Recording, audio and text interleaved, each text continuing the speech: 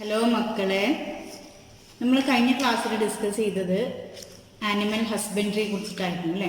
അതിൽ നമ്മൾ dairy farming, poultry farming, fisheries, bee keeping, അതുപോലെ ആനിമൽ ബ്രീഡിംഗ് ഒക്കെ ഡിസ്കസ് ചെയ്തു അല്ലേ. ഇന്ന് നമ്മൾ ഡിസ്കസ് ചെയ്യാൻ പോകുന്നത് പ്ലാന്റ് ബ്രീഡിങ്ങിനെ കുറിച്ചിട്ടാണ്. പ്ലാന്റ് ബ്രീഡിങ് നമ്മൾ പറഞ്ഞു, ഒരുപാട് ഫുഡ് പ്രൊഡക്ഷൻ ഇൻക്രീസ് ചെയ്യാൻ ഉള്ള 4 സ്ട്രാറ്റജീസ് നമ്മൾ പറഞ്ഞിരുന്നു അല്ലേ. അതിലൊന്ന് ആനിമൽ ഹസ്ബൻഡറി ആയിരുന്നു, രണ്ടാമത്തെ എന്തായിരുന്നു? പ്ലാന്റ് ബ്രീഡിംഗ് ആയിരുന്നു അല്ലേ. നമുക്കറിയാം, നമ്മുടെ ട്രഡീഷണൽ ഫാമിംഗ് കൊണ്ട് നമുക്ക് വളരെ കുറവ് ഈൽഡ് മാത്രമേ കിട്ടുള്ളൂ. സോ ഇപ്പം എന്ത് ചെയ്യുന്നുണ്ട്? പോപ്പുലേഷൻ ഇൻക്രീസ് ചെയ്തുകൊണ്ടിരിക്കുകയാണ്. സോ എന്ത് ചെയ്യണം? നമ്മൾ നമ്മുടെ പ്രൊഡക്ഷൻ കൂട്ടണം അല്ലേ, ക്രോപ്പ് പ്രൊഡക്ഷൻ കൂട്ടണം. അപ്പോൾ ക്രോപ്പ് പ്രൊഡക്ഷൻ കൂട്ടാൻ വേണ്ടി നമ്മൾ എന്ത് ചെയ്യണം? ബെറ്റർ മാനേജ്മെൻറ്റ് പ്രാക്ടീസസ് അഡോപ്റ്റ് ചെയ്യും. അതിനുവേണ്ടി ക്രോപ്പ് പ്രൊഡക്ഷൻ ഇൻക്രീസ് ചെയ്യാൻ വേണ്ടി ഉപയോഗിക്കുന്ന ഒരു മെത്തേഡാണ് എന്ത്? പ്ലാന്റ് ബ്രീഡിംഗ് എന്ന് പറയുന്നത്. അപ്പോൾ ഇന്നത്തെ ക്ലാസ്സിൽ നമ്മൾ പ്ലാന്റ് ബ്രീഡിംഗ് എന്താണെന്നും പ്ലാന്റ് ബ്രീഡിങ്ങിൻ്റെ ഒബ്ജക്റ്റീവ്സ് എന്തൊക്കെയാണെന്നും അതുപോലെ പ്ലാന്റ് ബ്രീഡിങ്ങിൻ്റെ സ്റ്റെപ്പുകൾ എന്തൊക്കെയാണെന്നുള്ളതാണ് നമ്മളിന്ന് ഡിസ്കസ് ചെയ്യാൻ പോകുന്നത്. സോ പ്ലാന്റ് ബ്രീഡിംഗ് എന്ന് പറയുമ്പോൾ നമുക്കതിനെ ഇങ്ങനെ ഡിഫൈൻ ചെയ്യാം. Plant breeding is the manipulation of plant species to create desired plants that are suitable for cultivation, that give better yield and that are disease resistant. So plant ബ്രീഡിങ്ങിലൂടെ നമ്മൾ ചെയ്യുന്നത്, ഒരു plant സ്പീഷീസിനെ നമ്മൾ എന്ത് ചെയ്യുന്നു? മാനിപ്പുലേറ്റ് ചെയ്യുന്നു. എന്തിനു വേണ്ടിയിട്ട്? To get plants that are better suitable for cultivation. എല്ലാ ക്ലൈമാറ്റിക് കണ്ടീഷനിലും കൾട്ടിവേറ്റ് ചെയ്യാൻ പറ്റുന്ന ഒരു പ്ലാന്റിന് കിട്ടാൻ വേണ്ടി, അതുപോലെ നല്ല ഈൽഡ് തരുന്ന, അതുപോലെ ഡിസീസ് റെസിസ്റ്റൻ്റ് ആയിട്ടുള്ള പ്ലാന്റ്സിനെ കിട്ടുന്നതിന് വേണ്ടിയിട്ട് നടത്തുന്ന പ്രാക്ടീസാണ് എന്ത്? പ്ലാന്റ് ബ്രീഡിംഗ് എന്ന് പറയുന്നത്. നിങ്ങൾ ഗ്രീൻ റെവല്യൂഷനെ കുറിച്ച് കേട്ടിട്ടുണ്ടല്ലോ അല്ലേ. ഗ്രീൻ റെവല്യൂഷൻ അല്ലേ, ക്രോപ്പ് പ്രൊഡക്ഷനിൽ വന്ന ഇൻക്രീസിനാണ് എന്ത് പറയുന്നത്? ഗ്രീൻ റെവല്യൂഷൻ എന്ന് പറയുന്നത്. ആരായിരുന്നു ഗ്രീൻ റെവല്യൂഷൻ്റെ father? It is Norman E Borlaug. നിങ്ങൾക്കറിയാം അല്ലേ. ഇന്ത്യയിലെ ഗ്രീൻ റെവല്യൂഷൻ്റെ ഫാദർ ആരായിരുന്നു? MS സ്വാമിനാഥൻ. ഇതൊക്കെ നിങ്ങൾ പഠിച്ച കാര്യങ്ങളാണ് അല്ലേ. അപ്പോൾ ഈ ഗ്രീൻ റെവല്യൂഷൻ്റെ സക്സസ് എന്ന് പറയുന്നത് it is mainly based on plant breeding. Plant breeding വഴി സെമി ഡോഫ് വെറൈറ്റി പ്ലാന്റ്സ് ഒക്കെ പ്രൊഡ്യൂസ് ചെയ്തതാണ് ഗ്രീൻ റെവല്യൂഷൻ്റെ സക്സസ്സിലേക്ക് ലീഡ് ചെയ്തത്. അപ്പോൾ നമ്മൾ മുൻപ് കാലങ്ങളിൽ അഡോപ്റ്റ് ചെയ്ത പ്ലാന്റ് ബ്രീഡിങ് നമ്മൾ പറയുന്നത് classical plant breeding. Classical plant breeding. ആ ക്ലാസിക്കൽ പ്ലാന്റ് ബ്രീഡിങ് എന്ന് പറയുമ്പോൾ that is mainly based on hybridization and artificial selection. നടന്നിരുന്ന പ്രോസസ്സുകൾ എന്തായിരുന്നു? Hybridization, hybrid production. അതിന് പിന്നെ നമ്മൾ എന്ത് ചെയ്യുന്നു? നല്ല ഹൈബ്രിഡ്സിനെ സെലക്ട് ചെയ്യാന്നുള്ള പ്രോസസ്സായിരുന്നു ഇതിൽ ചെയ്തിരുന്നത്? ക്ലാസിക്കൽ പ്ലാന്റ് ബ്രീഡിങ്ങിൽ ചെയ്തിരുന്നത്. ഇപ്പോൾ നമ്മൾ എന്ത് ചെയ്യുന്നുണ്ട്? മോളിക്കുലാർ ജനറ്റിക് ടൂൾസും കൂടെ ഏത് പ്രോസസ്സിൽ ഉപയോഗിക്കുന്നു? പ്ലാന്റ് ബ്രീഡിംഗ് പ്രോസസ്സിൽ ഉപയോഗിക്കുന്നുണ്ട്. ഇനി പ്ലാന്റ് ബ്രീഡിങ്ങിൻ്റെ ഒബ്ജക്റ്റീവ്സ് എന്തൊക്കെയാണെന്നുള്ളത് നോക്കാം. ഇതിനു വേണ്ടിയാണ് പ്ലാന്റ് ബ്രീഡിംഗ് നടത്തുന്നത്. അപ്പോൾ പ്ലാന്റ് ബ്രീഡിങ്ങിൻ്റെ ഒരു മെയിൻ ഒബ്ജക്റ്റീവ് എന്ന് പറയുന്നത് എന്താണ്? To improve yield of plants. നമുക്കറിയാം അല്ലേ, ഈൽഡ് ഇൻക്രീസ് ചെയ്യിക്കുക എന്നുള്ളത് തന്നെയാണ് എന്ത്? ഒരു മെയിൻ ഒബ്ജക്റ്റീവ് എന്ന് പറയുന്നത്. രണ്ടാമത്തെ ഒബ്ജക്റ്റീവ് എന്ന് പറയുന്നത് to improve nutritional quality of the plant product. Plant പ്രൊഡക്റ്റിൻ്റെ ന്യൂട്രീഷണൽ ക്വാളിറ്റി ഇംപ്രൂവ് ചെയ്യും. മൂന്നാമത്തത് to produce disease and insect resistant plants. Disease resistant ആയിട്ടുള്ള, ഇൻസെക്റ്റ് റെസിസ്റ്റൻ്റ് ആയിട്ടുള്ള പ്ലാന്റ്സിനെ പ്രൊഡ്യൂസ് ചെയ്യാം.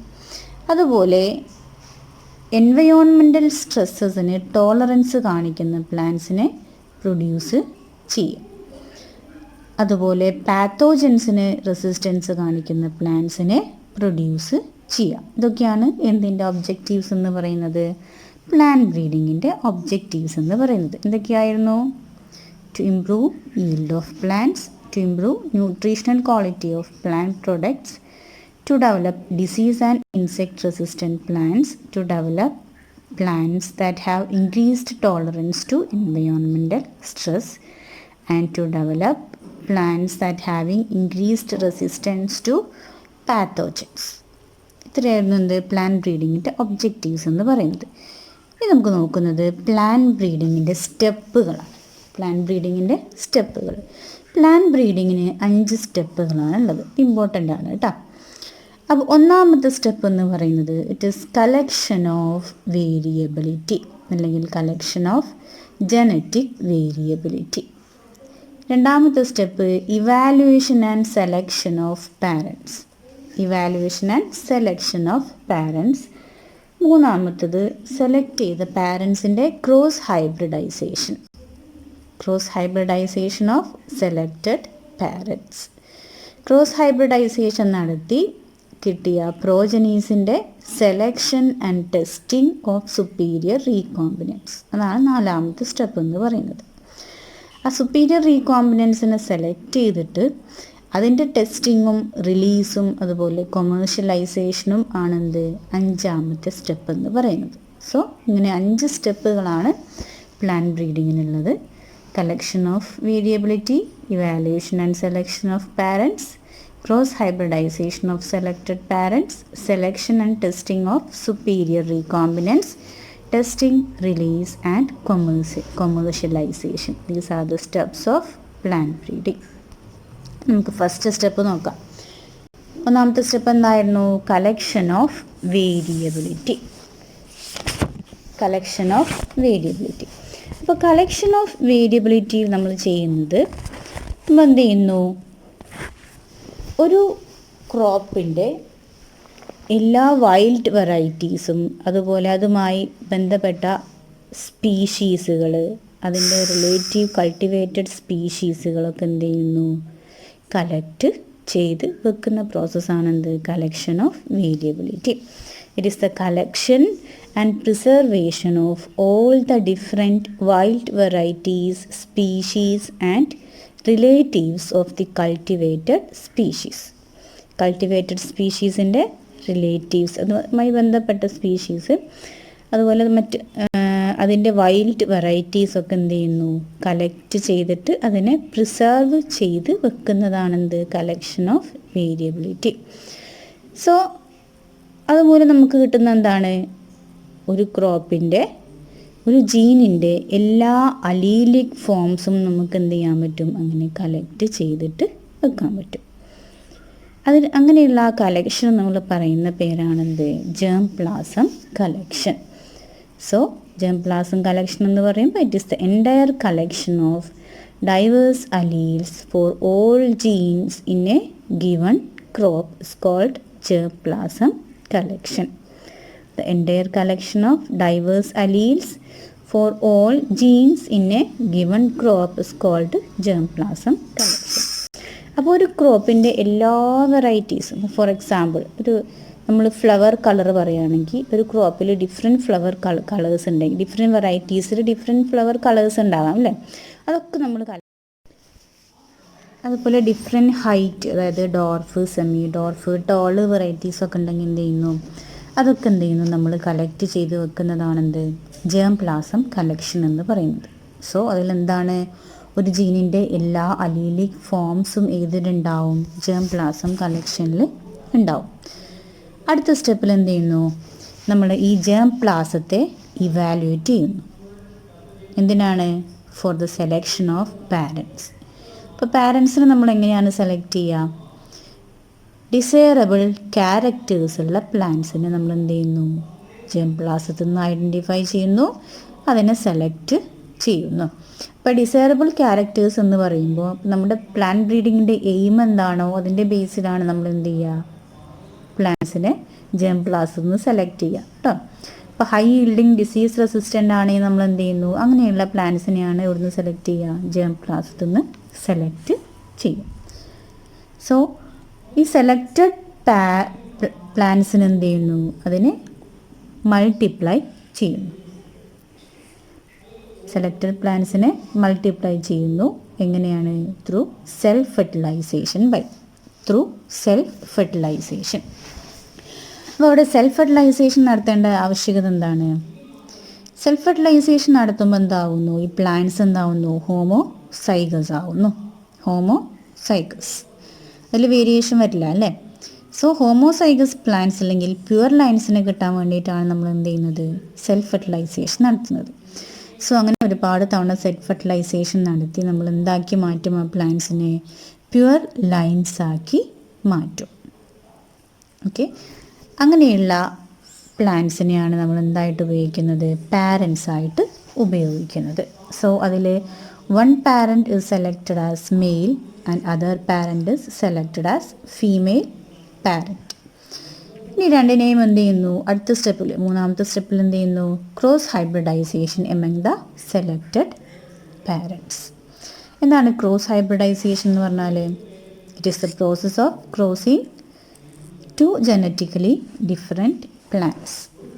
ക്രോസ് ഹൈബ്രിഡൈസേഷൻ എന്ന് പറയുന്നത് എന്താണ്? It is the process of crossing two genetically different plants. അതിനാണ് ക്രോസ് ഹൈബ്രിഡൈസേഷൻ എന്ന് പറയുന്നത് അല്ലേ. സോ രണ്ടാമത്തെ സ്റ്റെപ്പിൽ നമ്മൾ സെലക്ട് ചെയ്ത പ്യൂർ ലൈൻസ് ആക്കി വെച്ചിട്ടുള്ള പാരൻസിനെ മൂന്നാമത്തെ സ്റ്റെപ്പിൽ നമ്മൾ എന്ത് ചെയ്യുന്നു, അതിൻ്റെ ക്രോസ് ഹൈബ്രിഡൈസേഷൻ അല്ലെങ്കിൽ ആർട്ടിഫിഷ്യൽ ഹൈബ്രിഡൈസേഷൻ നടത്തുന്നു. നമ്മൾ ക്രോസ് ഹൈബ്രിഡൈസേഷൻ അല്ലെങ്കിൽ ആർട്ടിഫിഷ്യൽ ഹൈബ്രിഡൈസേഷൻ്റെ സ്റ്റെപ്പുകൾ പ്രീവിയസ് ചാപ്റ്ററിൽ നമ്മൾ പഠിച്ചിട്ടുണ്ട്. ഏതൊക്കെയായിരുന്നു അതിൻ്റെ സ്റ്റെപ്പുകൾ? Emasculation, bagging, artificial pollination, rebagging. അല്ല, ഇത്രയും സ്റ്റെപ്പുകളാണ് എന്തിനുണ്ടായിരുന്നത്, ക്രോസ് ഹൈബ്രിഡൈസേഷൻ ഉണ്ടായിരുന്നത്. ഓർക്കുന്നുണ്ടല്ലോ അല്ലേ?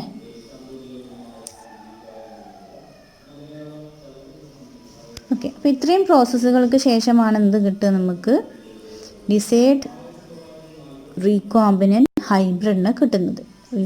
റീകമ്പൈൻ ക്യാരക്ടേഴ്സുള്ള ഹൈബ്രിഡിനെ നമുക്ക് കിട്ടുന്നത് ഈ പ്രോസസ്സുകൾക്ക് ശേഷമാണ്. ഇമാസ്കുലേഷൻ, ബാഗിങ്, ആർട്ടിഫിഷ്യൽ പോളിനേഷൻ, റീബാഗിങ് അല്ലേ? നിങ്ങൾ ഓർക്കുന്നുണ്ടാവും അല്ലേ? ഇമാസ്കുലേഷൻ എന്ന് പറഞ്ഞാൽ എന്താണ്, എന്തിനാണ് ബാഗിങ് നടത്തുന്നത്, ആർട്ടിഫിഷ്യൽ പോളിനേഷൻ എന്ന് പറഞ്ഞാൽ എന്താണ് ഒക്കെ നിങ്ങൾക്കറിയാലോ അല്ലേ, ഞാൻ പറയേണ്ട ആവശ്യമില്ല. അപ്പോൾ ഈ ക്രോസ് ഹൈബ്രിഡൈസേഷൻ എന്ന് പറയുന്നത് എന്താണ്, അതൊരു ടൈം കൺസ്യൂമിങ് പ്രോസസ്സാണ്. ഓക്കെ, ക്രോസ് ഹൈബ്രിഡൈസേഷൻ നടത്തി കിട്ടുന്ന ഹൈബ്രിഡ്സ് എല്ലാം എന്തായിരിക്കണമെന്നില്ല, ഈ ഡിസൈറബിൾ ക്യാരക്ടേഴ്സ് ഉള്ള പ്ലാന്റ്സ് ആയിരിക്കണം എന്നില്ല. അപ്പം എന്ത് ചെയ്യണം, ഒരുപാട് ക്രോസുകൾ നടത്തിയാൽ മാത്രമേ നമുക്ക് എന്ത് ചെയ്യുള്ളൂ, നമ്മുടെ ഡിസൈറബിൾ കോമ്പിനേഷൻ ഓഫ് ക്യാരക്ടേഴ്സ് ഉള്ള പ്ലാന്റ്സിന് കിട്ടുള്ളൂ. ഓക്കെ, മൂന്നാമത്തെ step cross hybridization among the selected parents. Selected പാരൻസിൽ എന്ത് ചെയ്യുന്നു, ഫസ്റ്റ് നമ്മൾ ഇമാസ്കുലേഷൻ നടത്തുന്നു. ഇമാസ്കുലേഷൻ എന്ന് പറയുമ്പോൾ എന്താണ്, ഫീമെയിൽ പാരൻറ്റിൽ നിന്ന് നമ്മൾ എന്ത് ചെയ്യുന്നു, ആന്തറിനെ റിമൂവ് ചെയ്യുന്നു. ഓക്കെ, സെക്കൻഡ് സ്റ്റെപ്പിൽ ബാഗിങ് അല്ലേ, ഫീമെയിൽ പാരൻറ്റിനെ ബാഗ് ചെയ്യുന്നു, ഫീമെയിൽ ഫ്ലവറിനെ ബാഗ് ചെയ്യുന്നു. എന്തിന്, to prevent pollination by other pollens. Then artificial pollination, നമ്മൾ കളക്ട് ചെയ്ത മെയിൽ പാരൻറ്റിൽ നിന്ന് കളക്ട് ചെയ്ത പൊള്ളൻ ഗ്രെയിൻസ് എന്ത് ചെയ്യുന്നു, ഫീമെയിൽ ഫ്ലവറിൽ സ്റ്റിഗ്മയിൽ ഡസ്റ്റ് ചെയ്യുന്നു. ദെൻ അഗെയിൻ റീബാഗിങ് അല്ലേ, സീഡ് സെറ്റ് വരെ അല്ലെങ്കിൽ ഫ്രൂട്ട് സെറ്റ് വരെ എന്ത് ചെയ്യുന്നു, വീണ്ടും അതിനെ റീബാഗിങ് ചെയ്യുന്നു. അതിന് എന്ത് ചെയ്യുന്നു, ഡിസൈഡ് റീകോമ്പിനൻറ്റ് ഹൈബ്രിഡിനെ നമ്മൾ സെലക്ട് ചെയ്യുന്നു. അപ്പോൾ നമുക്ക് ഡിസൈറബിൾ ആയിട്ടുള്ള റീകോമ്പിനൻറ്റ് ഹൈബ്രിഡ് കിട്ടണമെന്നുണ്ടെങ്കിൽ നമ്മൾ ഒരുപാട് ഹൈബ്രിഡൈസേഷൻ പ്രോസസ്സുകൾ നടത്തിയാൽ മാത്രമേ എന്ത് ചെയ്യുള്ളൂ, ഇങ്ങനെയുള്ളൊരു ഡിസൈറബിൾ ക്യാരക്ടറുള്ള ഹൈബ്രിഡിനെ നമുക്ക് കിട്ടുള്ളൂ. അതെന്താണ്, ക്രോസ് ഹൈബ്രിഡൈസേഷൻ എന്ന് പറയുന്ന പ്രോസസ്സ് എന്താണ്, അതൊരു ടൈം കൺസ്യൂമിങ് പ്രോസസ്സാണ്.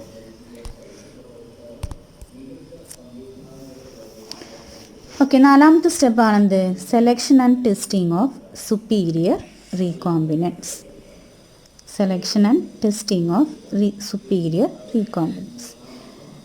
അപ്പോൾ ബ്രീഡിംഗ് ഒബ്ജക്റ്റീവിൻ്റെ സക്സസ്സിനെ ഡിറ്റർമൈൻ ചെയ്യുന്ന ഒരു ക്രൂഷ്യൽ സ്റ്റെപ്പാണെന്ത്, ഈ സെലക്ഷനും ടെസ്റ്റിംഗ് ഓഫ് സുപ്പീരിയർ റീകോമ്പിനൻസ് എന്ന് പറയുന്നത്.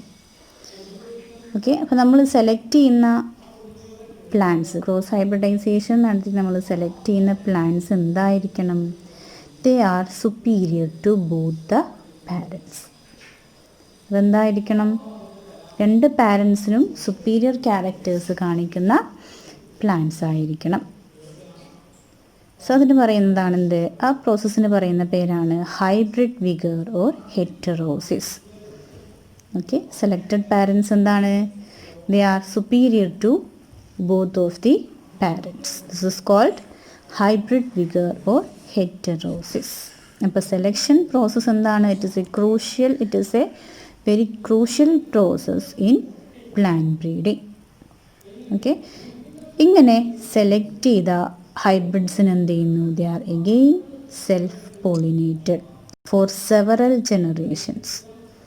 എന്തിനാണ്? To attain ഹോമോസൈഗോസിറ്റി.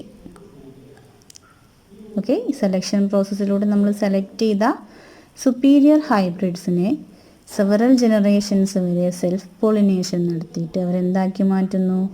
ഹോമോസൈഗസ് ആക്കി മാറ്റുന്നു. ഇതിനാണ് to produce the desired genotype in order to avoid segregation of characters. അതിന് വേണ്ടിയിട്ട് എന്ത് ചെയ്യുന്നു? സെലക്റ്റഡ് പാരൻസിനെ ഹോമോസൈഗസ് ആക്കി മാറ്റുന്നു ത്രൂ സെൽഫ് പോളിനേഷൻ. ലാസ്റ്റ് സ്റ്റെപ്പാണ് testing, release and commercialization of new cultivars. So ഇതിൽ നമ്മൾ പുതിയതായിട്ട് ഡെവലപ്പ് ചെയ്ത പ്ലാന്റ് വെറൈറ്റീസ് എന്ത് ചെയ്യുന്നു?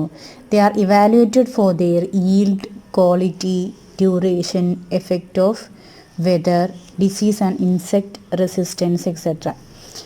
അപ്പോൾ അതിൽ ആ ഇവാലുവേഷൻ അല്ലെങ്കിൽ ടെസ്റ്റിംഗ് ഫസ്റ്റ് നടത്തുന്നത് it is in research fields. Research field എന്ന് പറയുമ്പോൾ പ്ലാന്റ് ബ്രീഡിംഗ് നടത്തുന്ന സെൻറ്റേഴ്സ് ഉണ്ടാവും, റിസർച്ച് സെൻറ്റേഴ്സ് ഉണ്ടാവും. ആ റിസർച്ച് സെൻറ്റേഴ്സിൻ്റെ റിസർച്ച് ഫീൽഡിലാണ് എന്ത് ചെയ്യുന്നത്? ഈ പുതിയ വെറൈറ്റീസ് ഫസ്റ്റ് ആദ്യമായിട്ട് ടെസ്റ്റ് ചെയ്യുന്നത്.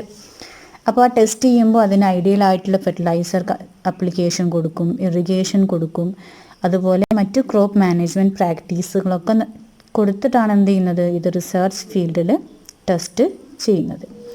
മാത്രമല്ല ഈ ടെസ്റ്റിങ്ങും ഇവാലുവേഷനും നടത്തുന്നത് ICAR ആണ്, Indian council for agricultural research ആണ് എന്ത് ചെയ്യുന്നത്? ഈ ടെസ്റ്റിങ്ങും ഇവാലുവേഷനൊക്കെ നടത്തുന്നത്. ഇനി അടുത്ത ടെസ്റ്റിംഗ് എന്ന് പറയുന്നത് ഒരു പ്രാവശ്യം കൂടെ എന്ത് ചെയ്യുന്നു? റിസർച്ച് ഫീൽഡിൽ ടെസ്റ്റ് ചെയ്ത പുതിയ വെറൈറ്റീസ് പിന്നീട് എന്ത് ചെയ്യുന്നു? It is tested in farmers field. ഫാമേഴ്സിൻ്റെ ഫീൽഡിൽ ടെസ്റ്റ് ചെയ്യും. ആ ഫാമേഴ്സിൻ്റെ ഫീൽഡിൽ ടെസ്റ്റ് ചെയ്യുന്നത് എങ്ങനെയാണ്? 3 ഗ്രോയിങ് സീസൺസിൽ എന്ത് ചെയ്യുന്നു? 3 ഗ്രോയിങ് സീസൺസിൽ അത് ടെസ്റ്റ് ചെയ്യുന്നു. മാത്രമല്ല നമ്മുടെ കൺട്രിയിലുള്ള സെവറൽ ലൊക്കേഷൻസിൽ, ഇപ്പോൾ സെവറൽ ലൊക്കേഷൻസ് എന്ന് പറയുമ്പോൾ എന്താണ്? ഓൾ അഗ്രോ ക്ലൈമാറ്റിക് സോൺസ് അതിൽ വരും അല്ലേ? അപ്പോൾ ഡിഫറെൻറ്റ് അഗ്രോ ക്ലൈമാറ്റിക് സോൺസിൽ 3 ഗ്രോയിങ് സീസൺസിൽ ഫാമേഴ്സ് ഫീൽഡിൽ എന്ത് ചെയ്യുന്നു? പുതിയ വെറൈറ്റീസ് ടെസ്റ്റ് ചെയ്യുന്നു രണ്ടാമത്തെ ഘട്ടത്തിൽ. സോ ഈ വെറൈറ്റി എന്ത് ചെയ്യുന്നു? ആ ടെസ്റ്റ് ചെയ്തതിന് ശേഷം ആ വെറൈറ്റിയുടെ പെർഫോമൻസ് എന്ത് ചെയ്യുന്നു? കമ്പയർ ചെയ്യുന്നു. ഏതുമായിട്ട്? With the best available local ക്രോപ്പുമായിട്ട് കമ്പയർ ചെയ്യുന്നു. അപ്പോൾ ആ കമ്പാരിസണിൽ അത് സുപ്പീരിയർ ആണെങ്കിൽ, ആ ബെസ്റ്റ് അവൈലബിൾ ആയിട്ടുള്ള ലോക്കൽ ക്രോപ്പിനെ അപേക്ഷിച്ച് നമ്മുടെ പുതിയ വെറൈറ്റി സുപ്പീരിയർ ആണെങ്കിൽ എന്ത് ചെയ്യാൻ പറ്റും? ആ ബ്രീഡർക്ക് അത് പുതിയൊരു വെറൈറ്റി ആയിട്ട് റിലീസ് ചെയ്യാനുള്ള പ്രൊപ്പോസൽ കൊടുക്കാൻ പറ്റും. ഓക്കെ, ഈ പ്രൊപ്പോസൽ എന്ത് ചെയ്യുന്നു? പിന്നെ അത് എക്സാമിൻ ചെയ്യുന്നു by the variety release committee. Variety release committee എന്ത് ചെയ്യുന്നു? ബ്രീഡറുടെ പ്രൊപ്പോസലിനെ എക്സാമിൻ ചെയ്യുന്നു. പിന്നീട് അത് സൂയിറ്റബിൾ ആണ് എന്നവർക്ക് ബോധ്യപ്പെട്ടാൽ എന്ത് ചെയ്യുന്നു? മെറ്റീരിയലിന് പുതിയ പേര് കൊടുക്കുന്നു, അതൊരു പുതിയ വെറൈറ്റി ആയിട്ട് റിലീസ് ചെയ്യുന്നു. ഓക്കെ, ഈ സെയിം പ്രോസസ്സ് എന്ത് ചെയ്യുന്നു? It is also notified by the government. പിന്നീടാണ് എന്ത് ചെയ്യുന്നത്? അതിൻ്റെ കൊമേഴ്ഷ്യലൈസേഷനൊക്കെ നടത്തുന്നത്. ഓക്കെ, അപ്പോൾ ഇത്രയും പ്രോസസ്സുകൾ നടത്തിയിട്ടാണ് എന്ത് ചെയ്യുന്നത്? ഒരു പുതിയ ക്രോപ്പ് വെറൈറ്റി റിലീസ് ചെയ്യുന്നത്. നമ്മൾ ഡിസ്കസ് ചെയ്യാൻ പോകുന്നത് പ്ലാന്റ് ബ്രീഡിംഗ് വഴി ഡെവലപ്പ് ചെയ്ത പുതിയ വെറൈറ്റീസിനെ കുറിച്ചിട്ടാണ്. നിങ്ങൾക്കറിയാം, ഇന്ത്യ ഒരു അഗ്രികൾച്ചറൽ കൺട്രിയാണ് അല്ലേ? ഇന്ത്യയിൽ GDPയുടെ 33% ഇവിടെ നിന്നാണ് അഗ്രികൾച്ചറിനാണ്. അതുപോലെ എംപ്ലോയ്മെൻറ്റ് എന്ന് പറയുന്നത് 62% എംപ്ലോയ്മെൻറ്റും എന്താണ്? It is based on agriculture. നമുക്കറിയാം 1960s എന്ത് ചെയ്തു? ഗ്രീൻ റെവല്യൂഷൻ ഇൻട്രൊഡ്യൂസ് ചെയ്തിട്ടുണ്ട്. ഗ്രീൻ റെവല്യൂഷൻ എന്ന് പറയുമ്പോൾ എന്താണ്? ക്രോപ്പ് പ്രൊഡക്ഷനിൽ വന്ന ഇൻക്രീസിനാണ് നമ്മൾ എന്ത് പറയുന്നത്? ഗ്രീൻ റെവല്യൂഷൻ എന്ന് പറയുന്നത് അല്ലേ? അപ്പോൾ ഈ ഗ്രീൻ റെവല്യൂഷൻ്റെ സക്സസ് എന്ന് പറയുന്നത് എന്തിൻ്റെ ബേസിലായിരുന്നു? It is to the development of high yielding and semi dwarf varieties of wheat and rice. അതിൻ്റെ ബേസിലായിരുന്നു മെയിൻലി ഗ്രീൻ റെവല്യൂഷൻ നടന്നത്. അപ്പോൾ ഈ ഗ്രീൻ റെവല്യൂഷൻ മൂലം സംഭവിച്ചെന്താണെന്ന് വെച്ചാൽ വീറ്റ് പ്രൊഡക്ഷൻ എന്ത് ചെയ്തു? It is increased from 11 million tons to 75 million tons. അതുപോലെ റൈസ് പ്രൊഡക്ഷൻ എന്ത് ചെയ്തു? It is increased from 35 million tons to 89.5 million tons. നമുക്കറിയാം ഗ്രീൻ റെവല്യൂഷൻ്റെ ഫാദർ അല്ലേ, നോർമാൻ ഇ ബോർലോഗ്. അദ്ദേഹത്തിൻ്റെ ആ വർക്കിന് എന്ത് ലഭിച്ചിട്ടുണ്ട്? നോബൽ പ്രൈസ് ലഭിച്ചിട്ടുണ്ട്. പിന്നെ നോർമാൻ ഇ ബോർലോഗ് എന്ന് പറയുന്നത് is working at international centre for wheat and maize improvement Mexico. അദ്ദേഹം എന്ത് ചെയ്തു? Semi dwarf variety wheat develop ചെയ്തു. അതുപോലെ 1963 ഇന്ത്യയിൽ ഡെവലപ്പ് ചെയ്ത ഡിസീസ് റെസിസ്റ്റൻ്റ് ആയിട്ടുള്ള ഹൈ യീൽഡിങ് ആയിട്ടുള്ള 2 വീറ്റ് വെറൈറ്റീസാണ് സൊനാലികയും അതുപോലെ കല്യാൺ സോണയും. സൊനാലിക ആൻഡ് കല്യാൺ സോണ ഇന്ത്യയിൽ ഡെവലപ്പ് ചെയ്ത high yielding disease resistant wheat varieties ആണെന്ത്? സൊനാലിക ആൻഡ് കല്യാൺ സോണ. അതുപോലെ rice varieties, semi dwarf rice varieties നമുക്ക് IR8 അതുപോലെ തായ്ചുങ് 81 ഒക്കെ ഉപയോഗിച്ചിട്ട് എന്ത് ചെയ്യാൻ പറ്റും? ഡിറൈവ് ചെയ്യാൻ പറ്റും. IR8 എന്ന് പറയുമ്പോൾ എന്താണ്? IRR ഡെവലപ്പ് ചെയ്ത റൈസ് വെറൈറ്റി ആണെന്ത്? IR8 എന്ന് പറയുന്നത്. IRRI എന്ന് പറയുമ്പോൾ എന്താണ്? International rice research institute. It is located in Philippines. അതുപോലെ തായ്ചുങ് 81 എന്ന് പറയുന്ന റൈസ് വെറൈറ്റി എവിടുന്നാണ്? It is from Taiwan. അതുപോലെ ഇന്ത്യയിൽ ഡെവലപ്പ് ചെയ്ത ബെറ്റർ ഈൽഡിങ് ആയിട്ടുള്ള സെമി ഡോഫ് വെറൈറ്റീസ് ആണ് ജയ ആൻഡ് രത്ന. ഇന്ത്യയിൽ ഡെവലപ്പ് ചെയ്ത high yielding semi dwarf varieties ആണ് ജയ ആൻഡ് രത്ന, 2 വെറൈറ്റീസ്. അതുപോലെ പ്ലാൻ ബ്രീഡിംഗ് വഴി ഡെവലപ്പ് ചെയ്ത ഷുഗർ കെയിൻ ആണ് ഷുഗർ കെയിൻ. അപ്പോൾ പ്ലാൻ ബ്രീഡിംഗ് വഴി ഷുഗർ കെയിൻ ഡെവലപ്പ് ചെയ്തത് it is by crossing between Saccharum barberi and Saccharum officinarum. ഈ 2 സക്കാറം ബാർബറിയും അതുപോലെ സക്കാറം ഒഫിസിനാറവും ക്രോസ് ചെയ്തിട്ടാണ് പുതിയൊരു വെറൈറ്റി ഷുഗർ കെയിനിൽ ഡെവലപ്പ് ചെയ്തത്. അതിൽ സക്കാറം ബാർബറിയുടെ പ്രത്യേകത എന്ന് പറയുന്നത് അത് സക്കാറം ബാർബറി നോർത്ത് ഇന്ത്യയിൽ ധാരാളമായിട്ട് വളരും. പക്ഷേ അതിനെന്താണ്? ഷുഗർ കണ്ടൻറ്റും ഈൽഡും എന്താണ്? വളരെ കുറവാണ്. സക്കാറം ഒഫിസിനാറും എന്താണ്? സൗത്ത് ഇന്ത്യയിൽ വളരുന്ന ഒരു വെറൈറ്റിയാണ്. അതിൻ്റെ ഷുഗർ കണ്ടൻറ്റും ഈൽഡും ഒക്കെ എന്താണ്? കൂടുതലാണ്. പക്ഷേ സക്കാറം ഒഫിസിനാറും എന്ത് ചെയ്യില്ല? നോർത്ത് ഇന്ത്യയിൽ ഗ്രോ ചെയ്യില്ല. സോ നമുക്ക് കിട്ടേണ്ട എന്താണ്? നോർത്ത് ഇന്ത്യയിൽ ഗ്രോ ചെയ്യുന്ന ഹൈ yielding ആയിട്ടുള്ള ഷുഗർ കണ്ടൻറ്റ് കൂടുതലുള്ള ഷുഗർ കെയിനാണ് കിട്ടുന്നത്. സോ സക്കാറം ബാർബറിയും സക്കാറം ഒഫിസിനാറവും തമ്മിൽ ക്രോസ് ചെയ്യിച്ചു. അതിനെ സക്കാറം ബാർബറിയെയും സക്കാറം ഒഫിസിനാറത്തെയും പ്ലാൻ ബ്രീഡിങ്ങിൽ പാരൻസ് ആയിട്ട് ഉപയോഗിച്ചിട്ട് അവിടെ ആർട്ടിഫിഷ്യൽ ഹൈബ്രിഡൈസേഷൻ നടത്തി പുതിയൊരു ഹൈബ്രിഡ് ഡെവലപ്പ് ചെയ്തു. ആ ഹൈബ്രിഡിൻ്റെ പ്രത്യേകത എന്ന് പറയുന്നത് എന്തായിരുന്നു? അത് നോർത്ത് ഇന്ത്യയിൽ വളരുന്ന നല്ല ഷുഗർ കണ്ടൻറ്റുള്ള നല്ല ഹൈ yielding ആയിട്ടുള്ള ഒരു പുതിയ വെറൈറ്റി ആയിരുന്നു. അതുപോലെ പ്ലാൻ ബ്രീഡിംഗ് വഴി ഡെവലപ്പ് ചെയ്ത hybrid maze, hybrid jowar, hybrid bajra പോലെയുള്ള മില്ലറ്റ്സ് എന്ത് ചെയ്തിട്ടുണ്ട്? ഇന്ത്യയിൽ ഡെവലപ്പ് ചെയ്തിട്ടുണ്ട്. മാത്രമല്ല മില്ലറ്റ്സിൽ എന്തുണ്ട്? ഒരുപാട് ഹൈ yielding ആയിട്ടുള്ള വാട്ടർ സ്ട്രെസ്സിന് റെസിസ്റ്റൻ്റ് ആയിട്ടുള്ള ഒരുപാട് വെറൈറ്റീസ് പ്ലാൻ ബ്രീഡിങ്ങിലൂടെ ഡെവലപ്പ് ചെയ്തിട്ടുണ്ട്. അപ്പോൾ നമ്മളിന്ന് ഡിസ്കസ് ചെയ്തത് പ്ലാൻ ബ്രീഡിംഗ് എന്താണെന്നും പ്ലാൻ ബ്രീഡിങ്ങിൻ്റെ ഒബ്ജക്റ്റീവ്സും അതുപോലെ പ്ലാൻ ബ്രീഡിങ്ങിൻ്റെ 5 സ്റ്റെപ്പുകളെ കുറിച്ചിട്ടാണ് ഡിസ്കസ് ചെയ്തത്. അതിൻ്റെ കൂടെ നമ്മൾ എന്ത് ചെയ്തു? പ്ലാൻ ബ്രീഡിംഗ് വഴി ഡെവലപ്പ് ചെയ്ത വീറ്റ് വെറൈറ്റീസ്, റൈസ് വെറൈറ്റീസ്, അതുപോലെ sugar cane varieties, millet varieties ഒക്കെ നമ്മളൊന്ന് പഠിച്ചു അല്ലേ? അപ്പോൾ ഇത്രയാണ് ഇന്നത്തെ ക്ലാസ്സിൽ നമ്മൾ ഡിസ്കസ് ചെയ്തത്. എല്ലാവർക്കും മനസ്സിലായിട്ടുണ്ടല്ലോ അല്ലേ?